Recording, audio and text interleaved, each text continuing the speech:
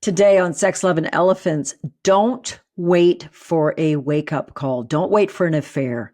Don't wait until your husband gets a diagnosis that scares the hell out of you. Don't wait for a sudden death. Don't wait until it's too late to show up and love the one you love.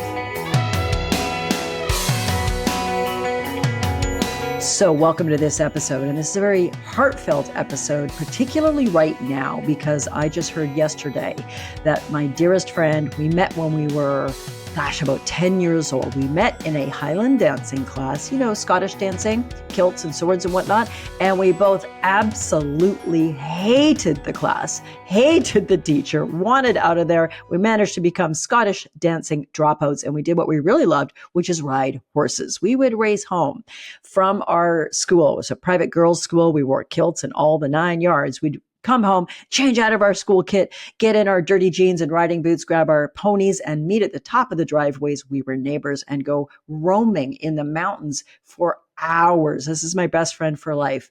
And her husband just passed away day before yesterday.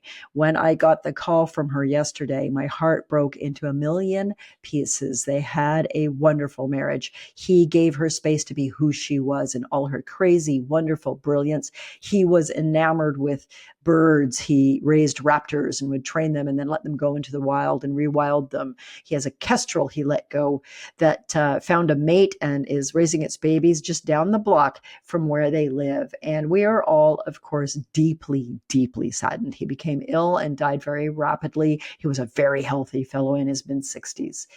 Why am I bringing this to you? I'm bringing this to you because all of us are interested in creating better relationships. If you're single, you're a listener because you're looking to learn how to have a much better, stronger relationship next time round. More love, more interest, more kindness, more peacefulness, really being more like we were when we were falling in love. And I work with couples as my entire life's work. I'm so privileged to work with so many of you, either through the form of this podcast or my free videos I send out every week. If you're not on that list, you can join. The link is below where you're listening to the podcast to get my weekly emails that have videos in, or I give you a tip or a tool to help with your relationship. I've sat with thousands of you over the years. I've taught rooms of 600 couples. I have every year, once a year, sometimes twice, a group of 100 of you I take through my 12-week immersion program. By the way, just announced, coming out of my mouth right now, I am going to run a fall 2024 session of the Become Passion 12-week program. Originally, that was not on the schedule, but something has shifted, some time's opened up. So if you're interested in potentially spending 3 months with me, a deep dive into your own relationship, make sure you get on the wait list. And you'll get an invitation to some free Q&As with me on Zoom and other things leading up to kicking off that fall session in the middle of October 2024. But I want to talk about how often we fall into marriage boredom, whether you're married or not, LGBTQ plus, whether you're common law, whether you're loving but live apart, that's irrelevant. If you're attempting to walk the path of long-term love with one person the best you can, you're my people. Don't wait for a wake-up call to remember how much you love this person. So there's a wake-up call that just happened in my extended family and community when my dearly beloved friend's husband has just died. I'm flying down there in a couple of days. They live down in the southern states. I'm flying down to spend time with her, spend 10 days or so down there, helping her plan his celebration of life, being with her daughter who just graduated high school, being with her son who's in college. What a terrible loss. Now, each and every one of you, I want you to think right now and imagine. Yes, I want you to do a sobering and really important thought experiment right now.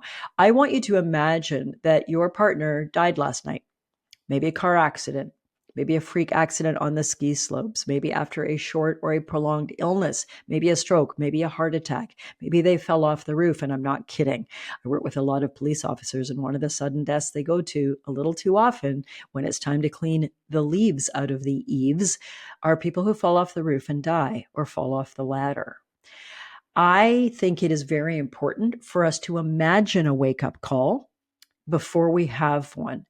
Let me round back to what I just said, though, about marriage or relationship boredom. What do I mean by that? Well, if you followed my work for a while, and if you haven't and you're brand new, welcome, welcome. I hope you enjoy being part of our herd of elephants here on the Sex, Love, and Elephants podcast.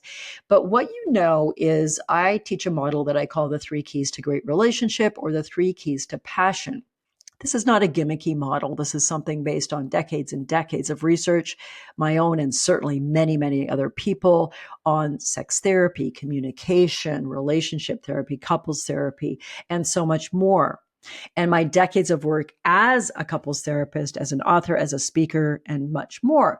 And over many years, about 15 years, I developed the model to boil down the depth and breadth of the teachings and the research on what really predicts success or failure in our long-term relationships. Success or failure, we can define many ways. One is, do you stay together or break up? But I'm going to talk here about marriage boredom, complacency, laziness, and running your relationship as though it's a business. I call this marriage incorporated, baby, or I call it relationship incorporated. And what that is where you're doing pretty well at the business of you and I and the family. What do I mean by that? Well, that might mean that you get the kids to school on time, and the dog gets dropped off for their grooming once a quarter, and you're paying the mortgage, and you're even almost finished putting that small extension on your house so there's a second bathroom for you all. The business of us, the incorporation of us, the non-romantic, non-sensual, non-you and me when we were dating part of us is going pretty well. But how are the two of you, if you are in relationship incorporated or marriage incorporated, you may be having a really nice life, but you are roommates, not partners. You are friends, not lovers. You are parents, not a couple. Am I saying those things are bad? I'm not, but I'm saying it's not enough. And I want to lovingly and firmly boot you in the bum and say, right now, are you fairly bored with your relationship? Let me pull back a little bit and take us back, for some of us way back, some of us not very long ago, to when you met your person and you were falling in love with them. You were dating them, you were courting them, they were courting you. Do you remember the feelings? I know you do. I've asked this question to thousands of couples. And over again, when I say, what do you miss the most about falling in love? They say things like, I miss how fascinating we found each other. I miss how I felt like the most important thing in my date partner's world. I miss how hard we tried to plan special things and how we made such an effort, how we put on nice clean underwear and sexy clothes, or we made an effort to look good, how we would surprise each other. Do you remember, and I know you do, how you used to date?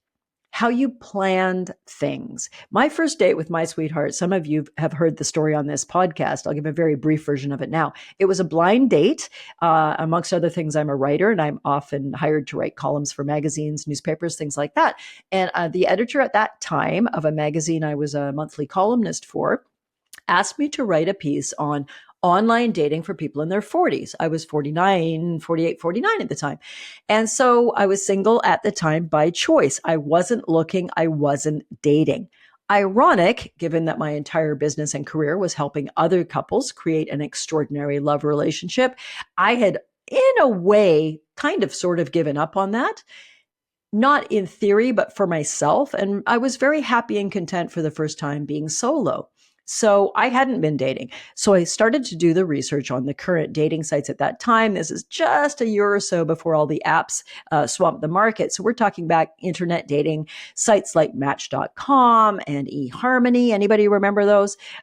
Plenty of fish. And so what I had to do was go on to each of these sites and do some research. And in order to research, I was in this case looking for heterosexual. So I was wanting to research men in my area, 50 kilometers radius or whatever, age 45 to 55, 5 years younger, 5 years older than me, just to get a sense of each of these sites, which ones were like a hookup, quick date or quick sex site, which ones were, long-term potential, looking maybe to settle down, get married to someone, etc.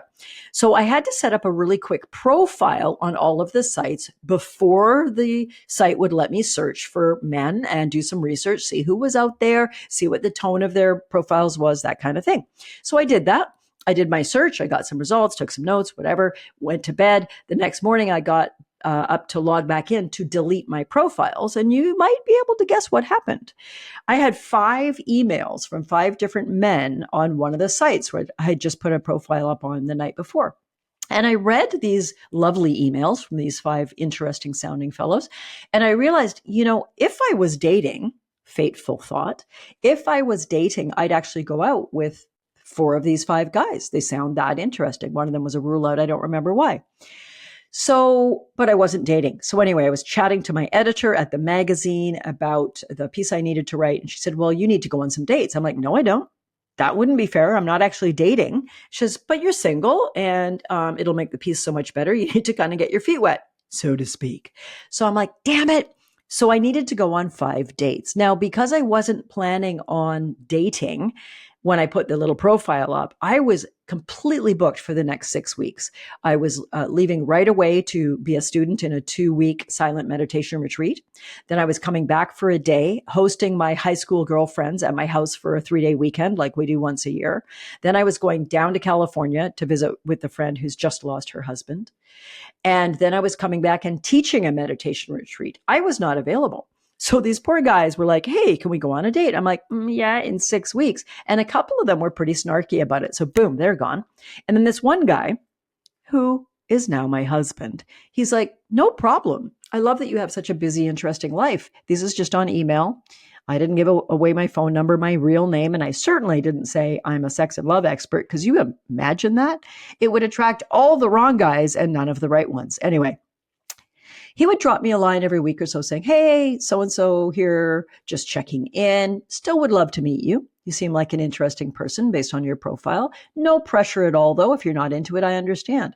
Fast forward. So I went on 4 dates when I finally got home. None of them I wanted to see again. And I had to get one more date off my chart. So I sent this guy, who's now my husband, an email the night before I had to drop a friend at the airport at 6 a.m. down in the city he lived in, an hour from me. And I said, look, I'll be in town. Do you want to meet for breakfast at 7? Thinking there's no way he's going to say yes. He said yes. We had the most amazing 4-hour breakfast date. Fascinating conversation, touching each other's wrists, eye contact, just hungry to learn about each other, clearly a physical sexual attraction, just a lot of interest. So I'm reminding you what it felt like when you used to be dating someone. That focus, that kindness, that consideration, you listened well, you brought your better self forward. And what happened next? Well, at the end of that date, my hubby said, I like to date just one person at a time and get to know them. And I think you're really fascinating. I'd love to see you again. If you're dating around or whatever, that's fine. But I'm just letting you know where I'm at. And then he invited me on a second date. He remembers it differently. He thinks I brought up the second date. I'm quite sure he's wrong. Anyway, for the second date, in the course of our 4-hour breakfast, he had paid attention. And from what I chose to eat, he realized I mainly ate vegetarian food. And he also learned I loved tea. I have like 50 teas at home. He didn't know that yet, but I think just how I talked to the server and asked about the different teas and chose one carefully. So he said, I've got a date planned. I want you to meet me at Sophia's Tea Room. It's now closed, unfortunately. It didn't survive COVID. And I said, okay. So I went to this gorgeous tea room that has a vegetarian lunch menu and incredible teas. I'm sharing that story to make a point. Look at the thoughtfulness that my now hubby showed. Look at the way he was trying to please me, maybe impress me. And the best thing about that amazing second date at Sophia's Tea Room, drinking the tea, eating my beautiful Moroccan chickpea salad, and I think we probably had scones and delicious little sweets as well. Who doesn't have a sweet tooth, right? I was, of course, wondering, as one does, what our first kiss would be like and when it would be. I was frankly a little distracted, wondering when that first kiss might be. We had hugged goodbye after our first day date. Halfway through that meal, mid-sentence, he reached over and he put his hand gently behind my neck and he gave me a deep, sexy, amazing, erotic kiss. My entire body started to slightly quiver. He later told me he thought I'd actually had an orgasm while we were sitting there because of the quivering. And what it was, I practiced a lot of meditation, and it was like the energy in my body moving freely in like a tantric way in response to this really erotic kiss. One of the best first kisses ever. Why am I telling you this story when I started today's episode talking about the death of my dearest friend's husband that I heard about yesterday? Because I want us all to not wait for the wake up call to realize how important it is to cherish the person we have. Luckily, my dear friend and her husband were great at that, but most of us are not. And I'm illustrating this, right, by taking you back to your dating days. So, right now, take a pause, take a moment, and think, who were you to your now partner when you were dating them? How did you show up? How did you treat them? How did you speak to them? What did you plan to bring that gleam into their eyes? How did you dress or take care of your appearance to please and impress them and entice them and, yeah, seduce them? What was it like your first kiss with your person? Sometimes it's awkward. Sometimes people have bad breath. Sometimes my very, very first kiss in my whole life was with a fellow called Renee at the private boys' school that our private girls' school would sometimes have dances with. And he had played rugby that morning and split his lip, and he had stitches in his lip. And he kissed me and he used a little bit of tongue, and it was not at all nice. Split lip, tickly stitches tickling my lip, and this kind of cold fish of a tongue in my mouth. I'm like, what's all the fuss about? Fast forward 40 odd years, and I have the incredible epic kiss with my sweetheart. What was your first kiss like? Good, bad, medium, indifferent? What was it like the first time you made love? Often that's not the best sex ever. Sometimes it's pretty great because of the anticipation and the novelty, the newness. Often we're more adventuresome and more sexy and more erotic when we make love for the first time. And often it's like, oh, they don't really know my buttons. They don't really know how to make me come. This isn't really the position I like. But whatever it was probably interesting. You were a lot nicer to your partner when you were dating. You were a lot more interested in them when you were dating. You were a lot kinder. You were more attractive because you brought your better self forward when you were dating. So now circling back to this idea of marriage boredom, relationship incorporated, marriage incorporated, complacency, and yes, I'm going to say it again, laziness. How hard do you cultivate your relationship these days?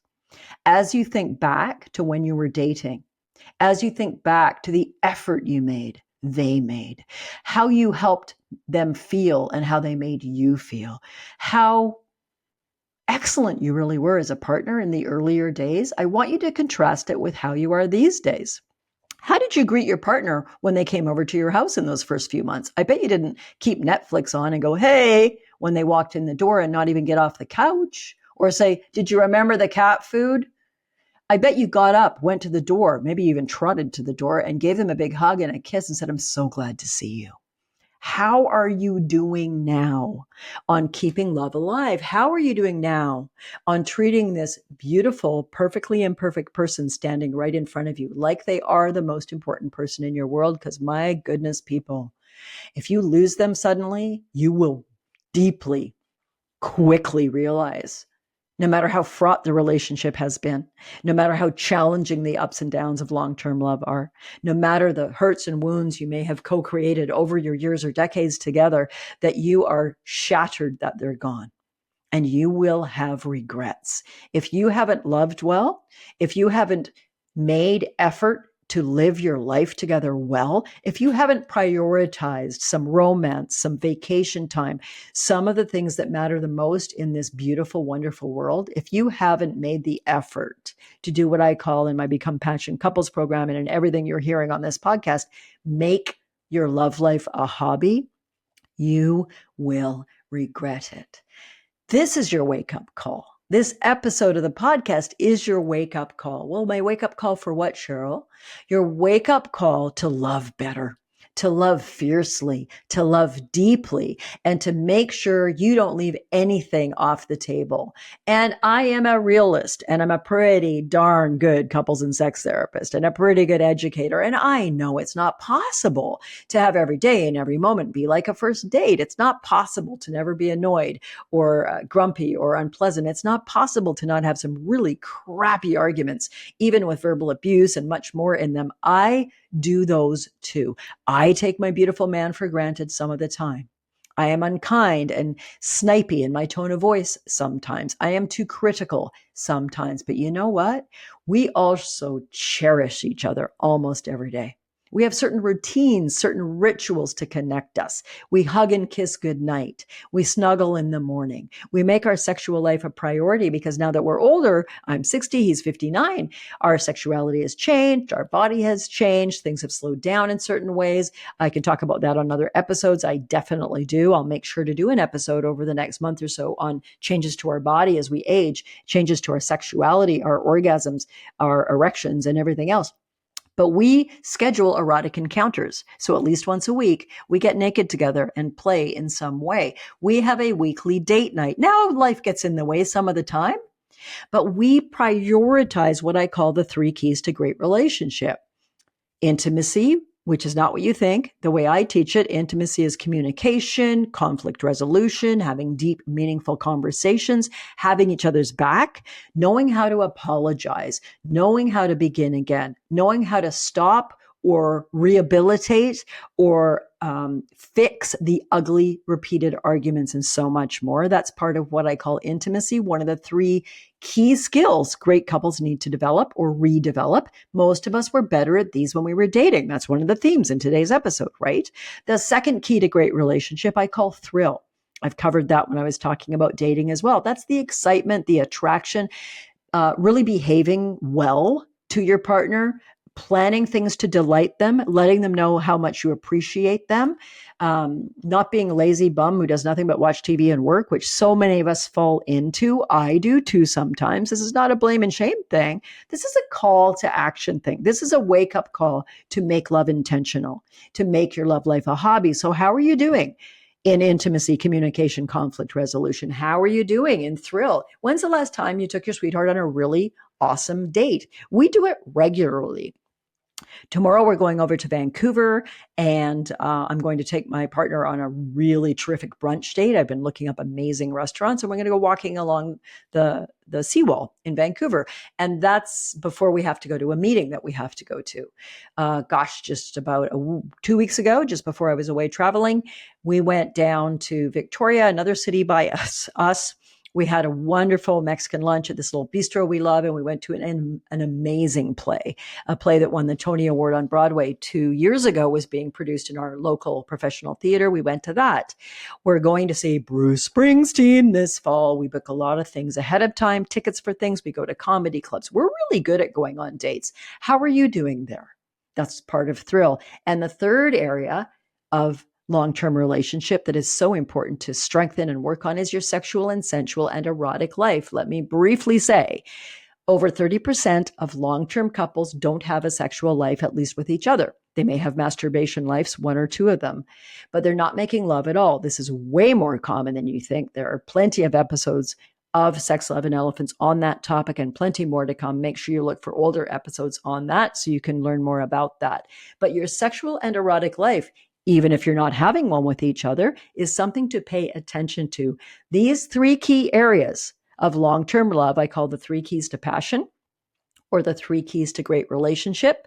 And you can learn where you're strong and where you're weak currently on those 3 areas by taking the passion quiz. You can click that link below where you're listening to this podcast, and it'll take you about 10 minutes to rate your relationship and see where you're strong and where you're weak, and to get a bit of a map, a romance map really, of the areas it would behoove you to be strengthening together. Because, my loves, all too often in this short, wonderful, and precious life, we run out of time. And I often say that I think the 2 saddest words in the English language are too late. It's too late. It's too late when your partner has told you they want a divorce and they've left and you hear they're dating someone else.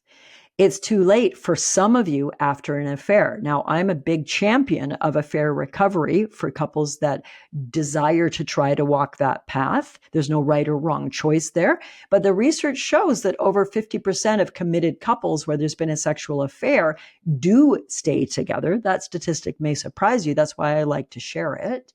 But one wake-up call is an affair. Again, a biopsy that brings back grim results. The sudden death of a friend, my dear friend's beautiful man dying 2 days ago. me hearing about it yesterday, has made me love my man more fiercely, has made me hold him more tightly, has made me remember all the great and wonderful and loving things he does and not pick so much on the ones he doesn't. For example, last night I went to do a little bit of laundry. And this is a typical scenario in our house. I walked into the laundry room and there was a load of wet towels and a blanket in the washer that my husband had clearly washed and hadn't yet put in the dryer. And there was a dryer stuffed full with his dry clothes that were now all crinkly and wrinkled and couldn't really be worn, in my opinion, because he tends to forget them there for 2 days. This is an ongoing habit my beloved has. And often when I open the washer and it's all jammed up and so is the dryer and I've got to switch it all around before I can do my little load of laundry, I get grumpy. And I might say even out loud, oh, for goodness sake, or oh, again, or figures, or some negative thought in my head. Is that necessary? Does it make the world a better place? I have a man who is forgetful, but you know what he also is? Walking my dog for me when I can't do it, cooking, shopping, outside fixing the hedge, building this adorable 2-tiered cat tree for our 2 cats. So when they're basking outside these days in the beautiful weather, they've got a place to sit.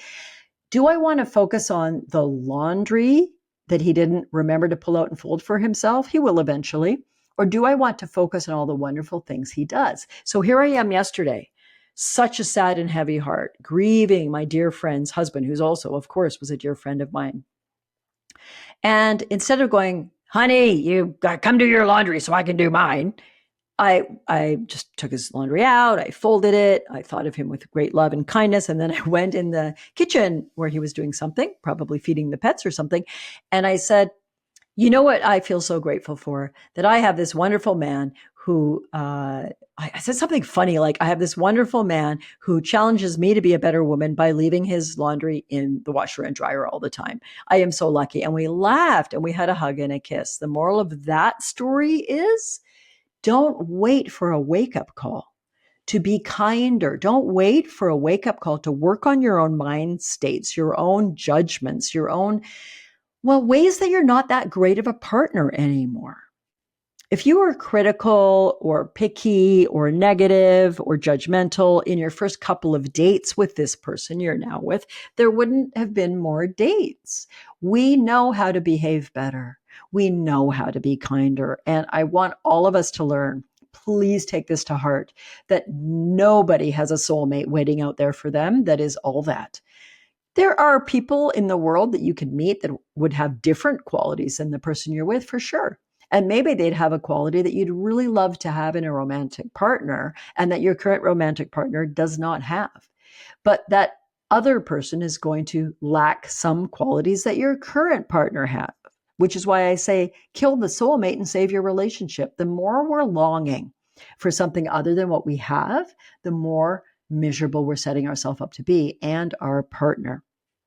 Don't wait till a tragic end to a beautiful life comes too soon. Don't wait for an affair. Don't wait until you're so bored you just don't know how to find your way back to each other again. I see that a lot. People who aren't actively looking to break up, but they're often not making love at all.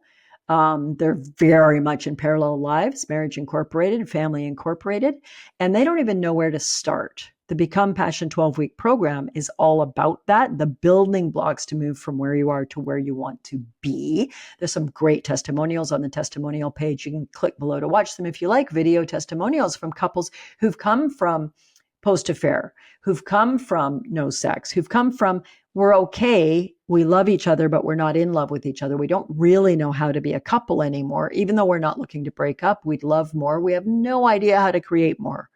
More what? More fun, more love, more romance, more sensuality, more joy, more simple happiness, more simple contentment. That's what I do my very best to teach people how to do. And I'm so glad you're here learning about it. And I hope this is opening up your eyes and opening up your mind to say, I don't have to settle for a mediocre relationship. And I'm not saying bail, walk out the door and find somebody new. If you do that, the new person will be new. It'll probably be very exciting for a while. You'll feel sexual and romantic feelings you haven't felt for your own mate for a while because novelty is a super sexy thing.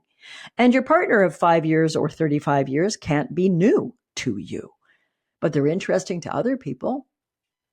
Your partner's still interesting. If you're bored, if you're in Marriage Incorporated, if you're lazy, join the club of probably upward of more than 90% of longer term couples that are doing okay. Think about this yourself. Think about in your own personal and professional world right now. How many couples do you know that are more than 3 or 4 years in together that seem to be really happy together? Like there's a spark, there's a kindness almost all the time. They treat each other with respect and happiness when you're around them. They touch, they cuddle. You feel like maybe they have a good sensual life, even if you don't really know and it's none of your business. When I ask this question, most people say they can think of no couples that are longer term together, more than 3 or 4 years, who have what seems to be, from the outside anyway, a great relationship. They know some that are pretty happy, but it is really rare to see and be around couples that are clearly still in love 10, 20, 30, 40 years later. Not just friends and kind, which is fantastic and what a great baseline, but seem to be in love. Don't wait for a wake-up call. Don't wait till it's too late to open your eyes, my friends. Open your eyes and see this beautiful person standing in front of you. They're not perfect. Guess what? You're not perfect either. How can we love more deeply, more fiercely, and more well for the days, weeks, months, or years we have left? Because none of us gets out of here alive. We have limited time together. We have limited time in this life. One of us is almost for sure going to die before the other one. Unless you're both in a plane crash or something, one of you will almost for sure die before the other one. Do you want to wait till it's too late to love? Do you want to be filled with regret? Or do you, like my dear friend, want to be deeply saddened at the loss of your beloved, but knowing you lived and you loved really well? They traveled the world. They raised an amazing son and adopted and raised an amazing daughter. They had fun. They laughed. He used to give her shoulder rubs almost every night. She would sit at his feet while they watched a show and he would rub her shoulders. He used to make her lattes, decaf lattes every morning and sprinkle them with shaved chocolate and cinnamon just the way she liked it. And she would take that in her to-go mug. And in one of her personality quirks, she would nurse that one latte all day. 3 or 4 in the afternoon, it would still be in her to-go cup, stone cold, but she just liked to sip it here and there all day. She adored him. She encouraged all his wonderful pursuits, hobbies, and passions. They traveled together and they encouraged each other to travel separately. And as I mentioned, they laughed and they loved. Be that couple. We don't get to predict when we will lose the person in front of us, whether through death, illness, dementia, or they walk out or we walk out on them, or. Right now, take your life, take your love into your own hands and choose to be better together. And you can get more tips on this podcast, or please get on the waitlist for the program. I'd love to work with you this fall for 3 months and really help you move from where you are to where you want to be. And that brings us to this episode's Love Bite. The saddest words in the English language are too late. Don't wait for a wake-up call to love fiercely. Love the perfectly imperfect person standing right in front of you, starting right now with this single breath. Until next time, I remain Dr. Cheryl Fraser.